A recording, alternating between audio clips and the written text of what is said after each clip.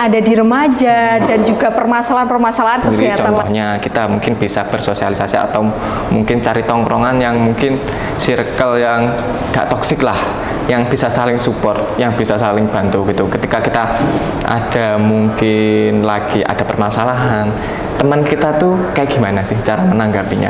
Tapi wah itu udah ngomongin tetangga kemana-mana tuh ngerumpi gitu.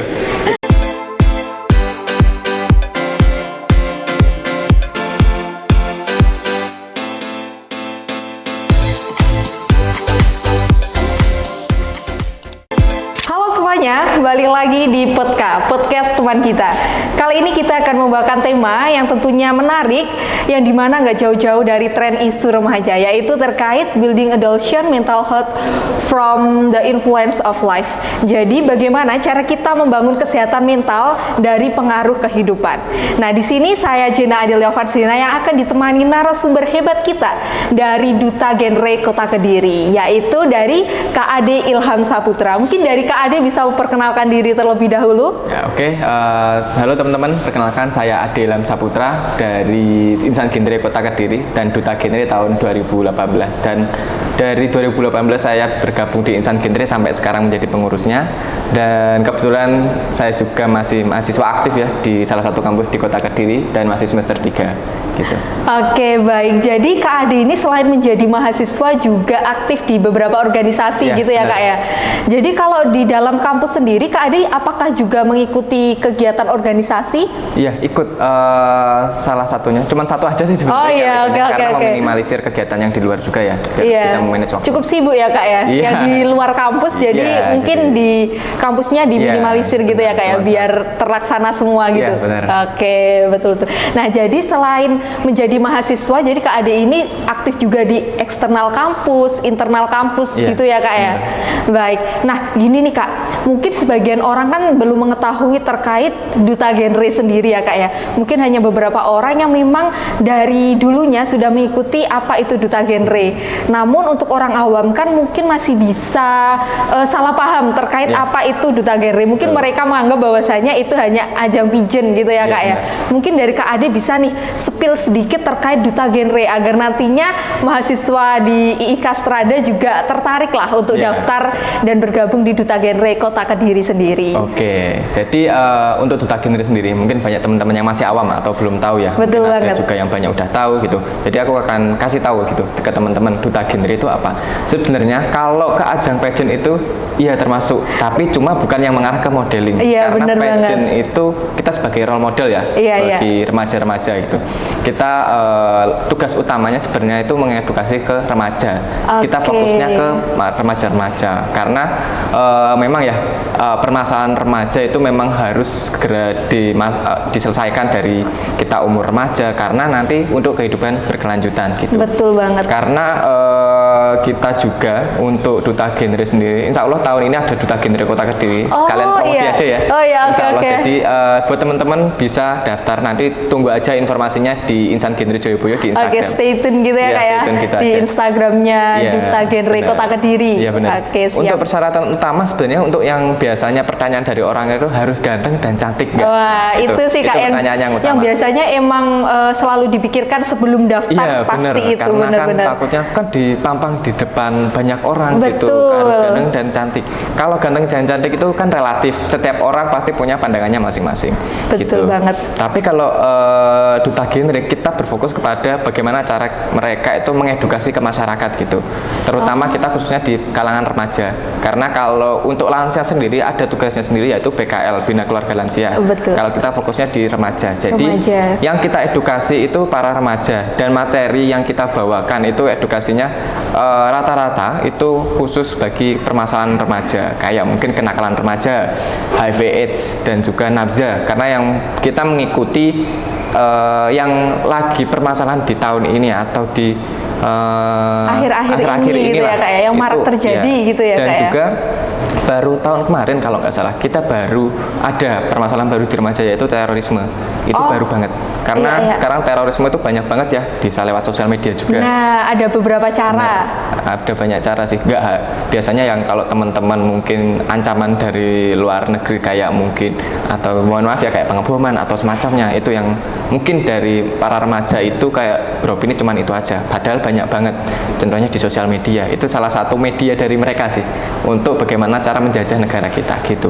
Nah, itu tugas kita untuk mengedukasi para teman-teman bagaimana kita tidak mudah terpengaruh di lingkungan yang mungkin sekarang tuh zaman udah berkembang ya. Jadi banyak yang mungkin lewat media, kita bisa terpengaruh lewat media, lewat sekitar juga bisa gitu. Dan bukan hanya itu aja sih, seperti kayak permasalahan stunting juga kita bawakan. Kayak tahun kemarin kita, alhamdulillah ya, Kota Kediri itu baru tahun kemarin kan kita ada, kebetulan aku juga jadi fasilitator yang ada di Kota Kediri, kan cuma tiga orang jadi fasilitator ke Kota Kediri, itu berangkat ke Jawa Timur buat kita dapat edukasi gizi, kita harus tahu tentang stunting itu apa. Dan alhamdulillah kita mendapat apresiasi dari Jawa Timur, kita mendapat yang paling cepat untuk mencapai target gitu. Tapi kita banyak yang salah berasumsi ya, kita tuh bukan yang menyelesaikan. Mungkin kalau biasanya kesehatan mental nih terutama, ada yang udah mungkin kesehatan mentalnya ada agak udah lumayan parah lah ya. Kita tuh tugasnya sebenarnya bukan ke ranah itu. Kalau ke ranah itu sebenarnya udah tugasnya psikolog. Betul. Kalau kita itu tugasnya mencegah. Jadi sebelum kita terjun ke kesehatan mental yang buruk, kita harus mencegahnya itu. Kalau yang kita menyelesaikan masalah, kita mungkin bisa bantu mungkin tipis-tipis lah. Kalau ranahnya itu sebenarnya udah ranahnya psikolog. Karena kita kan mungkin banyak para remaja, jadi ilmunya juga kurang gitu. Kita lebih ke mencegah aja, bagaimana cara mungkin kayak kesehatan mental tadi contohnya gitu. Dan kalau yang psikolog tadi itu udah lebih ke profesional ya dia ya, karena ya kita ya mungkin kita bisa bantu gitu, mungkin tipis-tipis lah karena kita ya kurang ilmu juga gitu. Oke, baik. Jadi memang tugas dari Duta Genre itu cukup banyak ya Kak ya. Bener. Mulai dari kenakalan remaja, setelah itu permasalahan yang ada di remaja, dan juga permasalahan-permasalahan kesehatan lainnya gitu ya Kak ya. Jadi kalau boleh saya simpulkan ya Kak, Duta Genre ini memiliki peran sebagai jembatan gitu ya Kak ya, untuk agar tidak permasalahan itu semakin besar, semakin menjadi membabi buta gitu ya Kak ya. Mencegah lah sebelum terjadi gitu. Nah, aku gini nih Kak, aku pingin tahu terkait kesehatan mental, karena memang kan beberapa akhir ini kita juga nggak asing ya mendengar banyak sekali isu-isu kesehatan yang itu dialami oleh remaja, khususnya mahasiswa. Nah, kita sendiri kan mahasiswa ya Kak ya. Jadi aku pingin tahu nih Kak, pandangan dari Kak Ade sendiri terkait isu-isu tersebut. Jadi mungkin aku ada beberapa artikel yang mungkin bisa kita bahas bareng nih, bisa kita diskusikan bareng, agar nantinya kita bisa lebih terbuka terkait bagaimana kesehatan mental itu cukup penting untuk kehidupan sehari-hari dan kedepannya bagi seorang remaja gitu ya Kak ya. Nah, seperti di belakang kita, pemuda asal Nganjuk tewas gantung diri di mimbar musala diduga masalah cinta. Nah, padahal kalau menurut saya sendiri ya Kak ya, masalah cinta itu kan sebenarnya bukan masalah yang memang benar-benar harus kita pikirkan. Apalagi kita masih remaja ya Kak ya. Kita harusnya masih memikirkan hal-hal yang contoh bersekolah, setelah itu mencari pendidikan, pengalaman yang seluas-luasnya. Nah, kalau dari Kak Ade sendiri, gimana nih Kak pandangan terkait artikel yang cukup mengenaskan lah Kak ini ya? Betul. Ini apalagi masalah cinta ya, apalagi betul banget. Kalangan remaja tuh kalau nggak ada pacar tuh mesti galau aja. Betul. Padahal tuh masih banyak loh cara yang kita harus bahagia, itu nggak harus pacaran gitu. Contohnya mungkin kita bisa bekerja, dapat uang. Melakukan hal-hal positif lainnya gitu ya Kak ya. Mungkin banyak teman-teman juga selain pacaran tuh uang adalah utama. Gitu. Betul. Gitu. Boleh sih. Setiap ada setiap mungkin kayak tujuan kita kayak mencari uang atau mencari cinta atau mungkin mencari cita-cita, itu pasti ada kendalanya. Contohnya mungkin cinta, putus cinta. Kalau uang mungkin pekerjaannya sulit banget terus gitu ya Kak ya. Kok kerjaku udah gini tapi bayarannya kok nggak sesuai gitu ya. Itu kayak remaja itu pasti ada kendalanya gitu. Mungkin ketika pekerjaan juga ada yang mungkin dalam pekerjaan ada permasalahan di lingkungan pekerjaan atau semacamnya. Nah, kalau dari aku sendiri sih kayak kita bagaimana pinter-pinternya kita itu cari solusi biar kita itu nggak stres atau mungkin tekanan di pikiran kita, karena Kalau setiap orang beda-beda ya. Kalau caranya sendiri, kalau aku sendiri kayak mungkin kayak nongkrong sama teman-teman yang cari kebahagiaan sendiri gitu ya. Kalau enggak kita di rumah bisa mungkin nonton YouTube dan streaming film gitu benar, ya. Streaming film dan juga pilih-pilih juga nih kalau mungkin di rumah buka sosial media. Itu sekarang apalagi mahasiswa kalau capek dikit buka TikTok. Udah merasa paling tersakiti gitu ya. Merasa paling tersakiti gitu. Terus kadang tuh kalau udah buka TikTok posting ulangannya itu udah kelihatan banget sama isi hatinya ya, kayak postingan ulangnya itu. Kalau kelihatan dikit, wah ini aku banget, langsung posting ulang langsung. Iya. Nah, itu yang menjadi permasalahan utama yaitu sosial media. Kalau menurutku loh ya. Kalau menurutku sosial media itu berpengaruhnya banget. Karena kalau kita kadang ada tulisan dikit, contohnya tadi posting ulang dan di like. Kalau sosial media kayak TikTok ya, contoh ya kita ambil TikTok, itu kadang tuh kalau kita like, kita posting ulang, itu postingan yang kayak gitu tuh bakal keluar terus. Nah, kebanyakan remaja itu salah kayak berpikir kayak wah aku kalau ada postingan ini like posting ulang padahal itu adalah cara yang salah gitu. Kalau harusnya kalau pemikiran yang benar ya caranya itu kita jangan di like atau tidak tertarik gitu. Bagaimana caranya ini nggak boleh keluar lagi gitu. Bagaimana caranya kita menghindari hal-hal yang bisa menjadikan kita lebih merasakan hal tersebut ya Kak ya. Iya benar, kita harus menghindari ya bagaimana caranya kita itu pressure-nya itu meminimalisir dari pemikiran meminimalisir kita gitu. Tekanan yang ada gitu ya. Bener. Yang di sosial media itu kita harus memang benar-benar pilih-pilih bagaimana akun yang memang bisa membuat kita baik atau mungkin semakin memperburuk gitu harus dihindari lah. Harus dihindari sih. Apalagi lingkungan sosial juga ya. Kalau kita harus pilih teman-teman lah, nggak apa-apa lah, nggak perlu banyak-banyak teman juga ya. Kita yang teman itu bisa saling support atau saling mendukung gitu ya Kak. Benar. Kalau kita main sama teman-teman yang kita kurang suka atau mungkin pertemanannya itu kayak toksik lah, itu kita harus segera hindari aja sih gitu. Kita pilih-pilih aja lah. Mungkin kalau aku sungkan nih kalau nolak ajakan main sama teman-temanku, kita bisa kok proses aja dulu, kita bisa tolak secara perlahan gitu. Contohnya mungkin kayak main boleh, tapi cuma kita kumpul sama orang-orang itu boleh, tapi kita harus lihat tempatnya itu di mana dan juga kegiatan yang akan mereka lakukan itu apa gitu. Kalau yang membawa negatif jangan, kalau mungkin yang membawa positif boleh gitu. Kita harus pilih-pilih itu aja sih. Sosial media sama lingkungan pertemanan, dan juga mungkin kalau kita harus cepet pintar-pintaran cari support system kita lah kalau anak-anak remaja ya bilangnya ya. Biasanya tuh mungkin kalau pacar sebenarnya ada yang berpikir itu support system, ada yang berpikir bukan gitu. Kalau aku sendiri support system tapi cuma itu bukan yang utama gitu. Gitu. Jadi bisa karena memang kalau kita mungkin contohnya putus cinta, karena kita kan nggak tahu ya, karena mungkin situasinya kayak gimana itu pasti terjadi gitu loh. Kita mungkin putus cinta, malah yang harusnya kita mencari support system malah menjadi tekanan gitu, malah nambah masalah gitu takutnya malahan.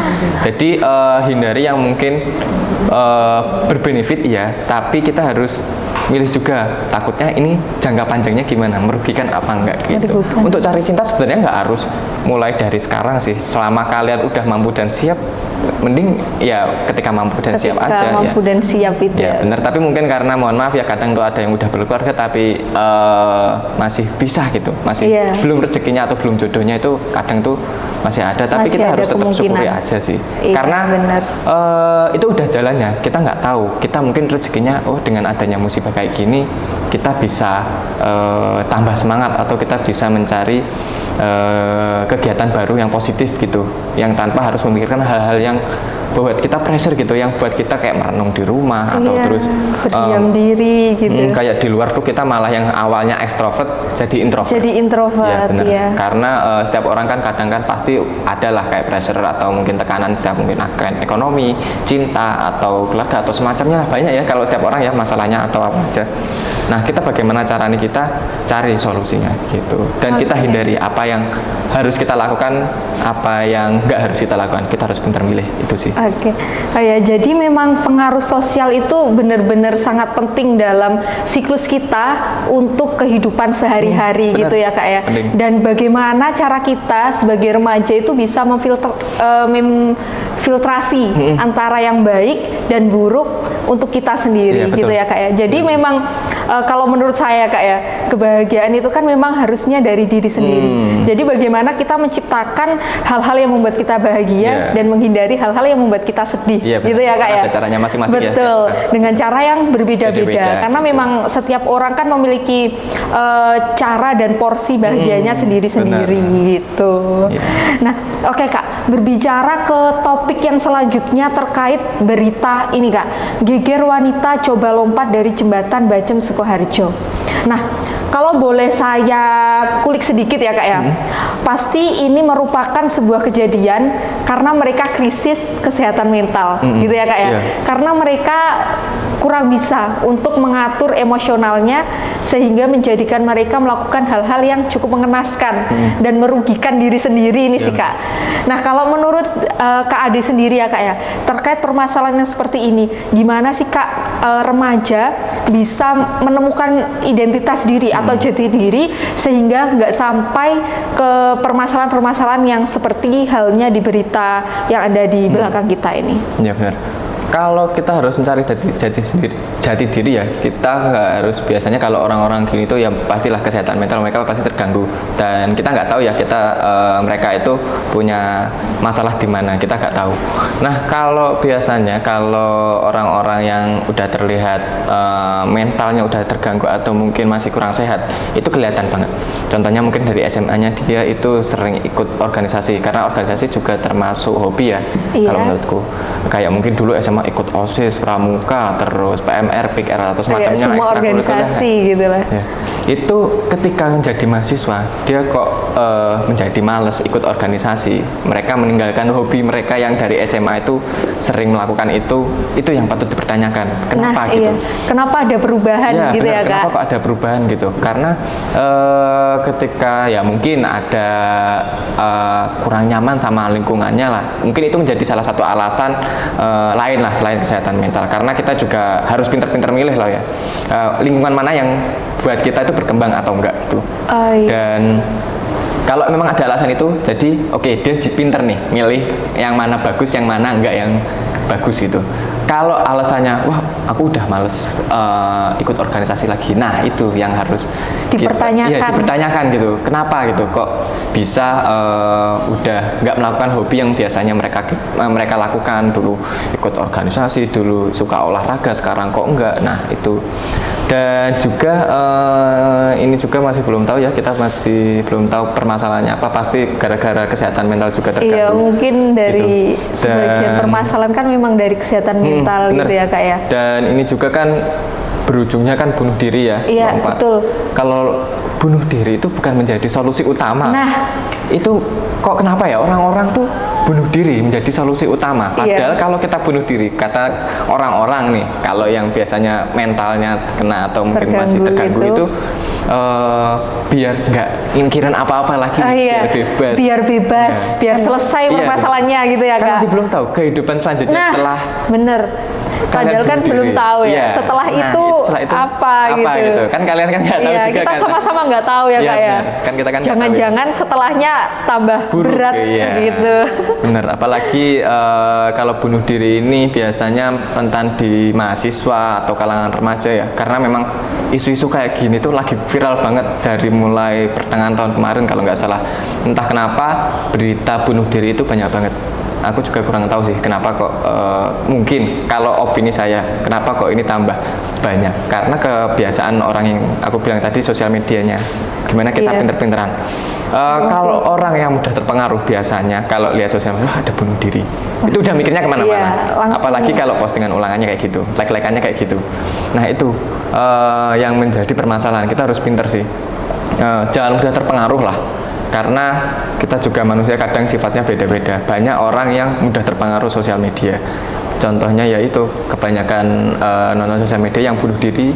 Dan ya mungkin kalau bagi kita yang mungkin bisa berpikir positif, ini kayak wah ini ya mungkin kita sebagai berita aja lah, informasi saja. Tapi bagi orang yang mudah terpengaruh yang menjadi masalah, ini kayak langsung orang mikirnya tuh kemana-mana. Kalau kita udah Ya udah kita ini informasi, ini apa ya, kayak tambahan informasi buat kita gitu.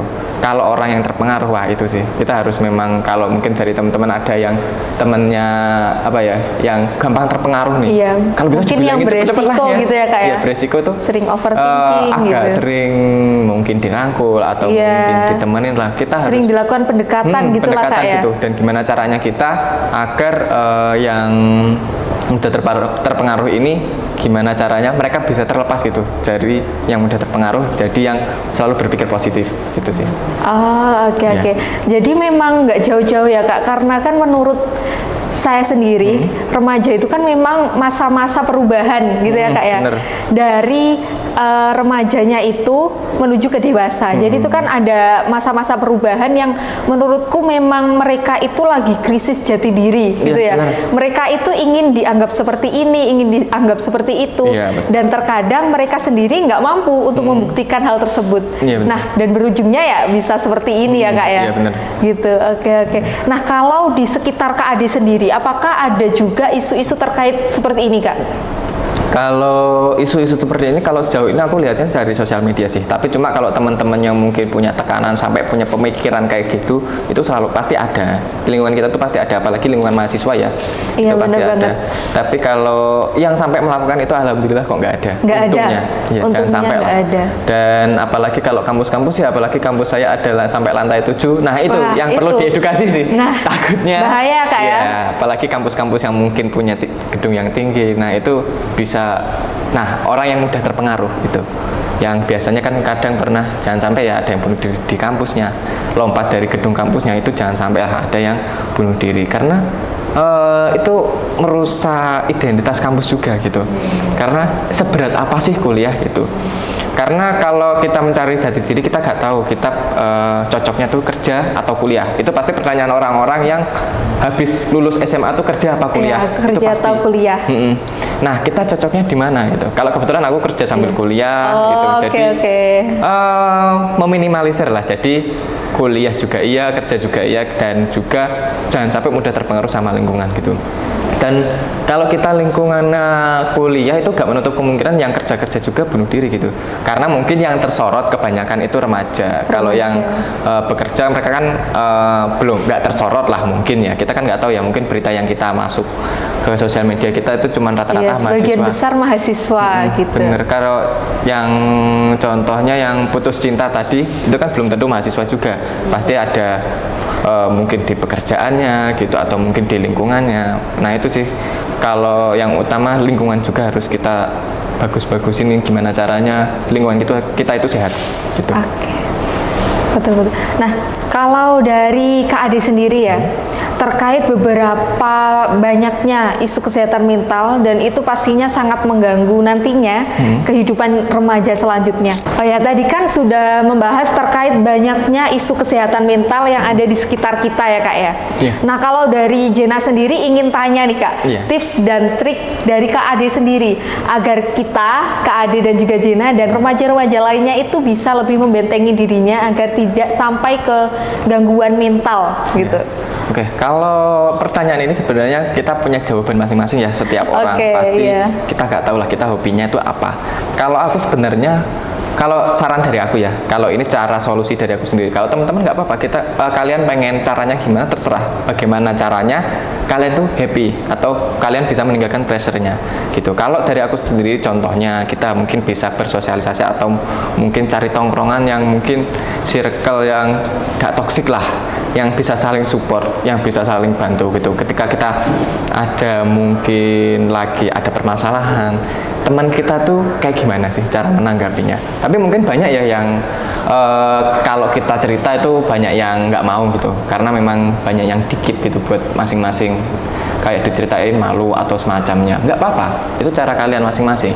Tapi yang harus kalian utamakan yaitu bagaimana caranya menghilangkan pressure itu tanpa diketahui orang lain Kalau dari aku ya tadi mungkin nongkrong sama teman-teman, kita mungkin bisa main liburan, mungkin kalau yang pengennya biasanya sukanya ke pantai atau pengen liburan di luar kota ke luar kota gitu.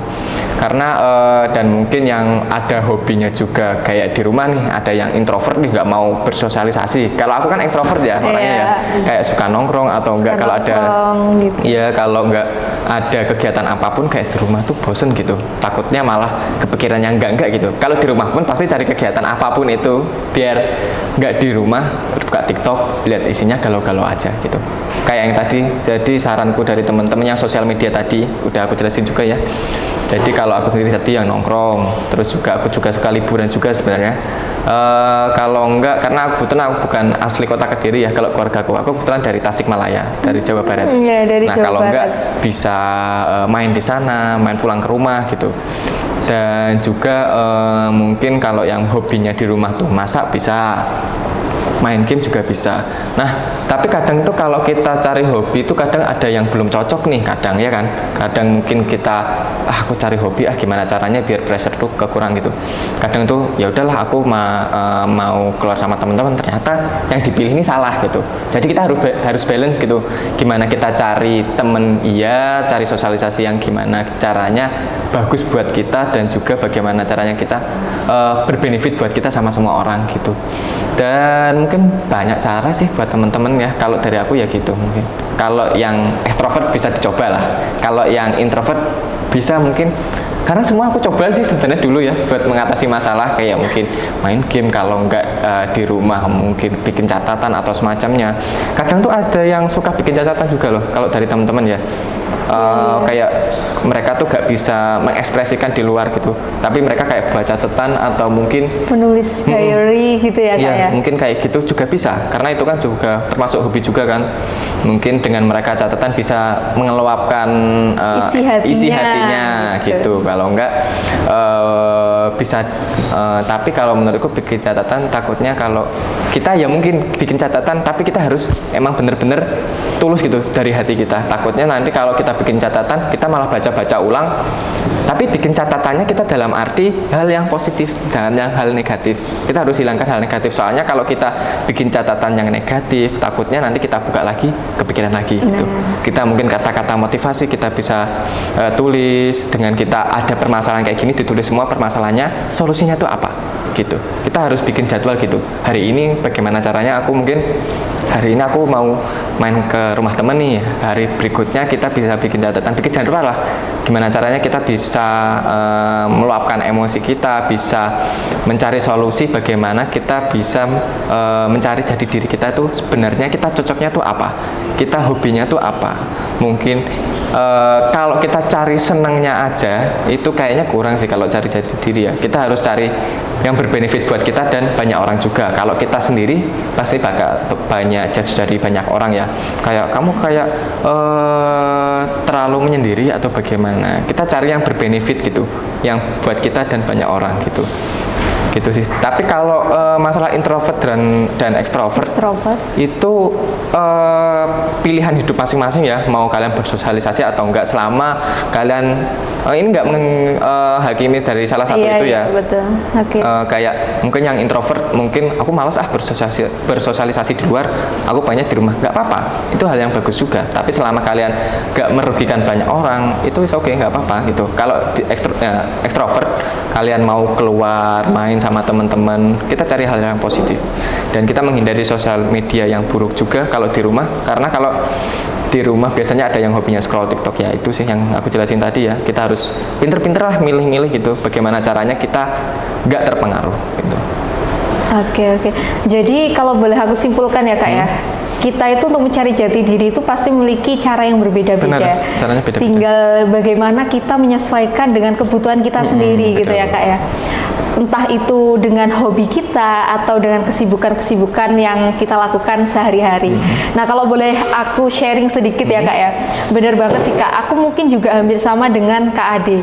Jadi aku itu seringkali memanfaatkan waktuku itu untuk kesibukan-kesibukan yang dimana aku untuk memikirkan hal yang menyedihkan itu nggak ada. Jadi aku emang bener-bener habis ini aku ngapain, Jadi emang nggak ada waktu yang membuatku harus aduh aku galau ini nih, aku galau ini gitu. Karena menurutku semakin kita berpikir keras terkait permasalahan-permasalahan, menurutku permasalahan itu nggak akan cepat selesai malah. Tetapi kalau kita bisa melakukan hal yang lain yang lebih bermanfaat, semakin hari semakin lama permasalahan itu hilang sendiri. Gitu ya Kak ya. Mungkin Kak Ade juga merasakan hal demikian sih. Solusinya kan karena beda-beda. Betul. Karena semakin kita sibuk, semakin kita lupa dengan permasalahan itu. Gitu. Benar, sebenarnya kalau permasalahan aja sebenarnya itu bukan berpengaruh kepada hidup kita ya. Permasalahan mah ya udah tinggalin aja. Yang dulu kita buat evaluasi bagaimana caranya kita ke depannya, masa depan itu bagaimana caranya biar lebih kita baik lagi gitu. Kalau masa lalu bukan dilupakan tapi dibuat evaluasi aja. Kita dulu gimana sih? Mungkin yang kita masih belum bisa mencapai keinginan kita itu gak apa-apa, kita evaluasi kita salahnya di mana. Nah, untuk selanjutnya untuk masa depannya ini yang harus kita rencanakan gitu. Itu orang tua kita tuh kayak kita harus kasih tahu anakku berangkat segini tuh biasanya kalau orang-orang tua pagi-pagi ke pasar, kalau enggak ke jualan sayur itu biasanya, kan wah itu udah ngomongin tetangga kemana-mana tuh ngerumpi gitu. Itu udah hal yang normal. Nah itu tugas orang tua tuh sebenarnya juga penting. Kita harus kok biasanya anakmu kok pulangnya jam 1 pagi sampai malam-malam gitu. Nah orang tua tuh menjelaskan. Nah itu. Nah kalau mungkin kita juga nggak memberatkan orang tua, juga harus menjelaskan lah. Kita juga nggak perlu biar orang tua menjelaskan, itu ya udah kita biarin aja karena itu sebuah omongan aja sih kalau menurutku. Kita harus buktiin aja sebenarnya. Kalau mungkin suatu saat kita bisa terlihat dari mereka gitu. Soalnya aku juga dulu pernah kayak kok anak ini pulangnya jam segini, berangkatnya jam segini, ngapain aja apa di nongkrong luar aja gitu, cuma nongkrong sampai jam segini. Terus pas ketika ada kegiatan orangnya tuh hadir dan aku juga hadir sebagai pemateri atau semacamnya. Oh alah ternyata gini pekerjaannya atau mungkin kegiatannya. Oh alah. Jadi kayak kita nggak perlulah kita dengerin, ya didengerin nggak apa-apa, tapi cuma kita ambil positifnya aja. Ya udahlah, toh mereka juga nggak tahu kegiatan kita apa, nggak apa-apa gitu. Jangan dibuat tekanan gitu kalau ada pemikiran kayak gitu. Nah yang harus kita juga nggak bisa ya mengontrol pemikiran mereka tuh kayak gimana. Ya udah, kita kalau di lingkungan masyarakat kayak gitu nanti itu sebenarnya tugasnya yang mungkin yang turun ke masyarakat. Kalau kita sebenarnya turun ke masyarakat juga, tapi kita berfokus ke remaja gitu. Kalau sebenarnya kalau orang tua itu ada sendiri yang PKL itu. Nah itu nah makanya peran remaja itu sangat penting. Apalagi mengedukasi atau memberikan stigma bahwa kegiatan remaja itu nggak cuma nongkrong ngopi aja, liburan itu nggak gitu. Nah itu nanti biasanya kan kalau mahasiswa pengabdian masyarakat itu banyak kan.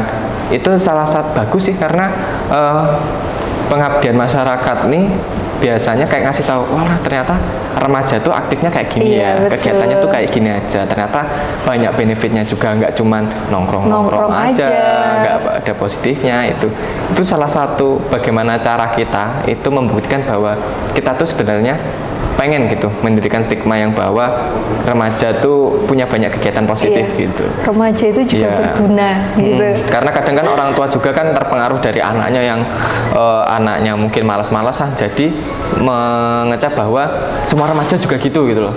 Kita tugas dari anak itu, kalau dari aku sendiri ya, kita bilangin orang tua aja, kalem-kalem aja, selama itu membuat positif keluarga kita itu gak masalah gitu. Mungkin kalau ada yang keluarga kurang setuju, kita cuma bisa buktiin aja sih itu. Karena kita kalau orang tua tuh kalau diomongin juga kadang ngeyel, kita juga sama-sama ngeyel gitu, agak sulit gitu. Kita ya tugas kita sebagai remaja, kita buktiin aja kalau kita bisa gitu. Kalau mengedukasi masyarakat, kita juga bisa punya hal yang positif banyak gitu. Jadi gitu ya Kak. Jadi bagaimana stigma buruk itu kita buktikan dengan pencapaian-pencapaian yang kita bawa. Benar. Dan kita harus apa yang tadi aku bilang tuh, ya udah biarin lah, cuma omongan aja gitu, karena nggak berpengaruh juga ke hidup mereka sama hidup kita gitu. Iya, selama itu memang nggak bermanfaat untuk diri kita, ya udah kita nggak usah dengarkan. Ya, dan cuma omongan aja sih, cuman sesuatu yang keluar dari mulut aja gitu, nggak ada yang merugikan apapun gitu. Iya sih, karena ya memang kalau di lingkungan masyarakat itu pasti ada ya Kak ya, perkataan-perkataan, gunjingan itu pasti ada. Pasti. Tapi memang semakin hari semakin lama mereka itu nggak akan terus menggunjing kita. Mereka juga akan capek dengan, bosen juga dengan perkataan atau judgement ke kita gitu. Jadi nggak selamanya mereka itu akan menilai kita buruk. Iya benar. Gitu. Nah, gini nih Kak, kadang kan juga ada ya Kak di masyarakat ada seorang remaja. Ada seorang remaja itu mereka mengalami kesehatan mental, stres gitu ya Kak ya, menyendiri. Tapi ada juga biasanya di lingkungan masyarakat itu bahwasanya mereka itu menganggap seorang remaja itu sudah ke tahap ODGJ. Ada juga kan Kak ya? Aku karena beberapa saat ini aku juga pernah dengar dan ada di sekitarku. Karena remaja itu emang benar-benar orangnya introvert. Dan mereka itu nggak mau berbaur dengan masyarakat. Dan aku mendengar dari perkataan beberapa masyarakat yang ada di sekitarku, mereka itu menganggap bahwasanya, oh remaja ini dia udah stres, udah depresi. Mungkin abis ini, gitu. Nah gitu. Nah kalau menurut kakak ya Kak, pandangan seperti itu bagaimana sih Kak cara mematahkan stigma masyarakat yang seperti itu? Ya kalau kita sebenarnya membahas stigma tuh agak sulit ya, karena setiap orang kan. Karena pandangan ya Kak pandangan orang tuh beda-beda kadang tuh. Kalau sebenarnya orang-orang yang kayak gitu, mungkin dari teman-teman yang kita udah paham lah sebenarnya kesehatan mental, orang yang sehat mental itu seperti apa. Nah kalau itu sebenarnya tugas kita, bagaimana caranya kita tuh kita merangkul teman-teman yang kayak gitu. Sebenarnya mereka tuh bukan yang kayak apa ya, yang berlebihan atau semacam yang dipikirkan banyak masyarakat lah. Mereka tuh butuh perhatian gitu. Banyak orang. Karena kadang kan ada yang butuh perhatian, butuh diperhatikan, diajak nongkrong atau mungkin diajak kegiatan yang positif. Itu sebenarnya keinginan mereka tuh utamanya itu. Tapi banyak orang yang berstigma bahwa wah ini udah ke tahap ini nih, ini udah buruk banget nih. Ini udah buruk, wah ini habis ini gimana nih anak ini gitu. Ya, nah itu sebenarnya yang agak permasalahan juga dari Duta Genre juga, karena kita juga harus membenarkan stigma bahwa ada yang salah atau mungkin ada yang mungkin kurang benar. Kita harus membenarkan, karena kita kan tugasnya mencegah ya, jadi kita mencegah itu harus membenarkan stigmanya dulu.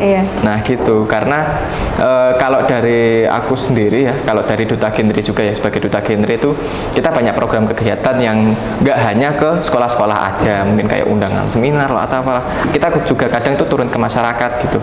Dan juga kita untuk cara bergeraknya untuk mematahkan stigma tersebut, kita dari arahan dari Jawa Timur, kita ada namanya Duta Genre desa atau kelurahan. Jadi setiap desa, kelurahan, kecamatan itu ada Duta Genre-nya masing-masing.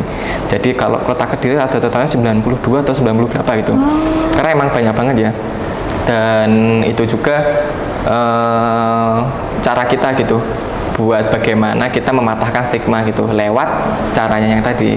Mereka adalah yang bantu kita ya, media kita untuk biar mempermudah kita membenarkan stigma masyarakat tuh bagaimana. Tapi kadang ya emang kadang tuh ada yang nggak menerima masukan atau semacamnya gitu. Kalau kita ya sebagai Duta Genre cuman kita bisa mengedukasi aja sih sebenarnya gitu. Karena untuk nanti ke depannya setelah kegiatan kita mungkin turun ke masyarakat nih, dan kemudian kita udah ada edukasi dan gini-gini.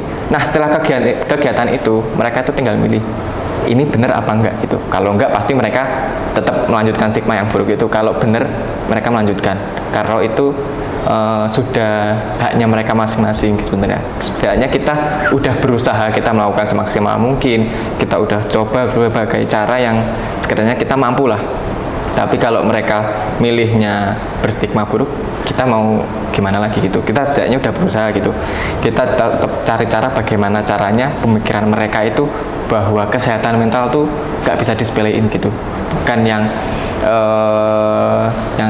dibiarkan gitu. Karena kalau kita di masalah remaja ya, apalagi kalau kita punya kesehatan mental yang buruk, itu yang agak harus diperhatikan dari setiap orang gitu. Walaupun kita enggak ya, tapi lingkungan tuh pasti ada gitu. Gitu yang harus kita perhatikan. Oh, oke. Jadi gini ya kayak memang peran orang terdekat itu sangat penting. Ya, benar. Apalagi untuk membentuk kesehatan mental kita yang nantinya bisa berpengaruh di kehidupan yang akan datang. Benar. Dan di mana orang terdekat itu juga kita sendiri harus memfiltrasi gitu ya. Benar. Bagaimana orang terdekat itu bisa semakin memperbaiki kita atau memperburuk kita. Ya. Seperti yang dikatakan oleh Kak Ade sendiri, bahwasanya memang stigma dari masyarakat itu sangat berpengaruh terhadap bagaimana kesehatan mental kita. Jadi menurutku ya Kak ya, memang pengaruh dari lingkungan terdekat atau orang-orang terdekat itu memang sangat penting untuk bagaimana kesehatan mental kita itu kedepannya baik atau buruk gitu ya Kak ya. Nah, kalau boleh aku simpulkan, dari gangguan kesehatan mental ini bukanlah hal yang buruk, tetapi bagaimana cara kita ke depannya untuk bisa lebih memotivasi kita agar menjadi lebih baik. Bagaimana cara kita untuk introspeksi diri dan menjadikan hal tersebut menjadi semangat. Gitu ya Kak ya. Yeah. Nah, kalau dari Kak Ade sendiri nih ada closing statement kah terkait kesehatan mental yang memang benar-benar saat ini menjadi krisis remaja ya Kak ya? Iya, benar. Kalau dari aku sebenarnya untuk kesehatan mental ini sebenarnya ya seperti yang Kak Jena tadi yang bilang ya, bukan permasalahan yang harus perburuk lagi lah. Karena menurutku kalau kesehatan mental ini tergantung dari kita masing-masing. Bagaimana cara mikir kesehatan mental itu apa? Nah itu mental itu apa, kita harus tahu dulu. Iya. Kalau menurutku sendiri mental itu hanya sebuah pikiran yang nggak akan berpengaruh ke kehidupan kita. Itu hanya sebuah pressure atau bukan gangguan yang memang benar-benar kita alami gitu, yang benar-benar kita kendala secara hidup gitu. Kalau itu hanya sebuah pressure gitu, kalau kita mungkin ada kendala atau semacamnya, ya udah kita buat evaluasi aja, kenapa enggak gitu, kenapa kok malah disimpan boleh, tapi buat bahan evaluasi gitu. Jadi jangan buat kedepannya aku takut gini. Kalau takut itu jangan takut ya. Kalau menurutku hindari bagaimana meminimalisir gitu, tapi tanpa menggunakan yang tekanan dalam pikiran buruk lah. Kita harus hindari itu. Jadi jangan pikir aneh-aneh tentang mungkin kehidupan yang mungkin kayak gini-gini aja, kehidupanku kok banyak masalah atau semacamnya. Hilangkan pemikiran kayak gitu. Itu yang sangat berpengaruh. Apalagi bagi teman-teman, kita nggak tahu kita apakah tipe manusia yang mudah terpengaruh apa enggak, kita nggak tahu gitu. Jadi hilangkan pikiran kayak gitu. Kita cari kegiatan positif yang menguntungkan banyak orang, menguntungkan kita juga, karena banyak ya kegiatan kayak gitu. Cuman tergantung dari kita mau cari apa enggak. Bukan hanya kayak tiduran di rumah, ngelamun, scroll TikTok. Kita cari kata-kata yang memperburuk situasi. Kalau kata-kata motivasi nggak apa-apa gitu. Mungkin kayak kata-kata yang bisa membangun semangat kita. Mungkin jangan sampai ada kata-kata yang memperburuk situasi, malah kita like atau posting ulang yang memperburuk itu. Jadi hindari ya kayak memposting ulang atau like atau mungkin yang bisa, mungkin kalau teman-teman udah tahu semua ya, kalau sistem TikTok tuh kalau kita like bakal keluar terus gitu. Iya. Gitu. Jadi kalau kita yang like itu yang mungkin yang kita hobi aja, mungkin kayak hobinya mungkin seni, itu bisa kita like yang senang seni. Kalau enggak kita yang mungkin suka masak, suka masak, apalagi kalau mungkin kalau bagusnya itu ya yang di like yang tentang religi atau semacam yang bisa membangun semangat kita lah, bukan yang kita menurunkan gitu, yang menurunkan semangat kita. Cari aja kegiatan positif, banyak banget. Setiap orang punya cara masing-masing, tinggal bagaimana cara kita carinya dan cara mengimplementasikannya gitu. Nah, jadi memang dukungan dari orang-orang terdekat, setelah itu bagaimana kita bersinergi untuk bekerja sama dengan beberapa sektor, baik itu pemerintahan, setelah itu organisasi-organisasi seperti Duta Genre dan juga masyarakat itu harus bersatu untuk menghadapi isu kesehatan mental yang memang saat ini marak terjadi. Dan bagaimana cara kita untuk bisa memfiltrasi terkait media sosial yang memang saat ini benar-benar sangat berdampingan dengan kita ya Kak ya. Bagaimana cara kita untuk bisa memilih yang baik dan benar, yang baik kita jadikan motivasi dan yang buruk sudah saatnya untuk kita hilangkan. Kita minimalisirkan, dan bagaimana cara kita untuk bisa mencari kebahagiaan sendiri tanpa harus bergantung dengan orang lain. Gitu ya.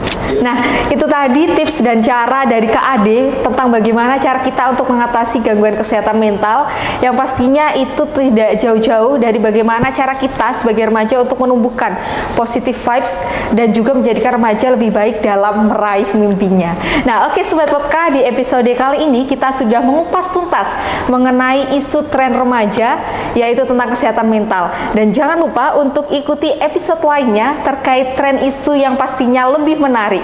Jangan lupa untuk berbagi podcast ini di sosial media, untuk share ke teman, keluarga, atau orang-orang terdekat lainnya. Dan jangan lupa like, subscribe, dan komen sebanyak-banyaknya untuk lebih memeriahkan podcast ini.